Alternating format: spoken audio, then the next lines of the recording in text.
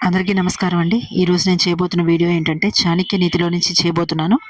అదేంటంటే స్తుతి చేస్తే దేవతలు కూడా సంతుష్టులవుతారంటండి.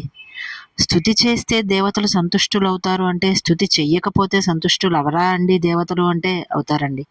కానీ నవవిధ భక్తుల్లో ఈ స్తుతించడం అనేది కూడా ఒకటి కదండీ! ఆ పరంగా చూసుకుంటే స్తుతించడం అనేది అవసరం. నా వీడియోలు అందరికీ నచ్చుతాయి అనుకుంటానండి. నచ్చితే గనక లైక్, షేర్ అండ్ సబ్స్క్రైబ్ చేయండి. స్తుతి చేస్తే దేవుడు కూడా సంతృష్టి చెందుతాడు అంటే, స్తుతించడం ఎప్పుడు చేస్తామండి? మనం సంతోషంగా ఉన్నప్పుడు, భక్తిలో మనము ఒక మంచి స్థాయిలో ఉన్నప్పుడు స్తుతి అనేది మనకు కుదురుతుంది.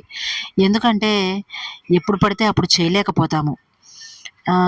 ఇంకా చెప్పాలంటే ఎట్లా అంటే రోజువారీ మనం చేసే నిత్య పూజలో కొన్ని శ్లోకాలు, నామజపాలు చేస్తూ ఉంటాము. ఒక్కొక్కసారి అది మనకి అంత బాగా కుదరదు. రోజు చేసే పనైనా కూడా మనకి కుదరదు. కానీ స్తుతించడం అనేది ఆయనని ఇంచుమించుగా పొగడడంతో సమానం అన్నమాట. శ్లోకాలు, స్తోత్రాలు చదవడం వేరు.